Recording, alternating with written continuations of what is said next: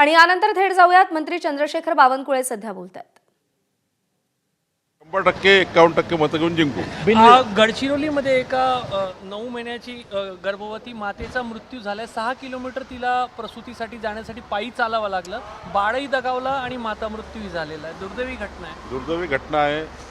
मी जिल्हाधिकाऱ्यांशी आता चर्चा करेल आणि या घटनेबद्दलची माहिती पूर्ण घेईल आणि काय नेमकं घडलं आहे याबद्दलची चर्चा करेल।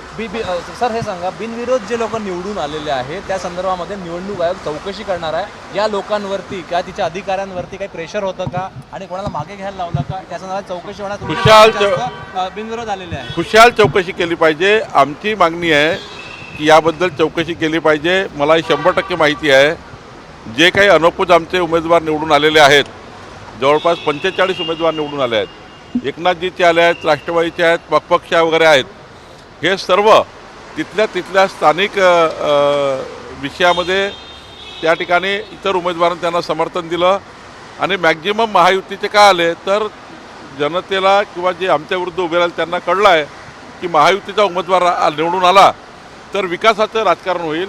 डबल इंजिन सरकारच्या माध्यमातून आमचे जे नगरसेवक निवडून आले ते विकास त्या ठिकाणी आणतील आणि जे काही आमचा संकल्प विकासाचा केला ते पूर्ण करतील म्हणून त्या ठिकाणी अनौपचारिक आलेले आहे। कुठल्याही दबावाने हे काही असं राज्य नाही आहे महाराष्ट्र की कोणी कोणावर दबाव टाकेल, कोणी कोणावर प्रेशर टाकेल आणि कोणी उमेदवारी वापस देईल असं नाही आहे। महाराष्ट्र हा प्रगल्भ आहे।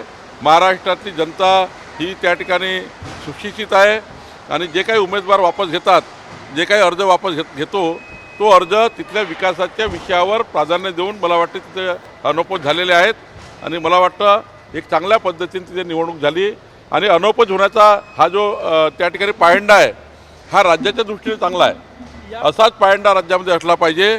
फार निवडणुका न होता या ठिकाणी अनौपचारिक झालं तर त्या ठिकाणी मोठ्या प्रमाणावर विकासाला नवीन चालना मिळतं।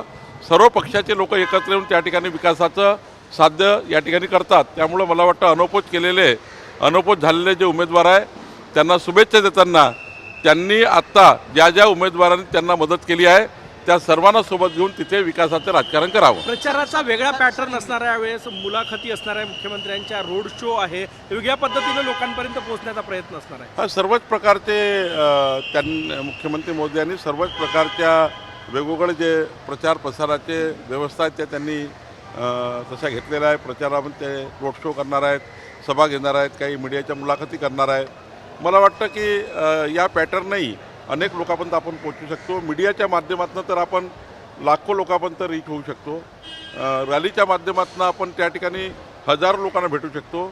सभेच्या माध्यमातून काही ठराविकच लोक सभेमध्ये येतात, पण रोड रॅली केली तर रॅलीच्या माध्यमातून जनतेला परस्पर भेटता येतं आणि मीडियाच्या माध्यमातून आपल्याला माहिती आहे की घरापर्यंत पोहोचता येतं। सर बीजेपी किस मुद्दे पर चुनाव लड़ेगी? विकास के मुद्दे पर चुनाव लड़ेगी।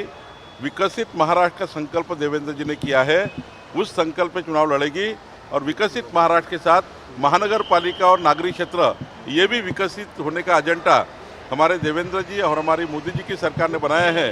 तो डबल इंजन सरकार ही हमारे महाराष्ट्र का विकास कर सकती है, यही मुद्दा।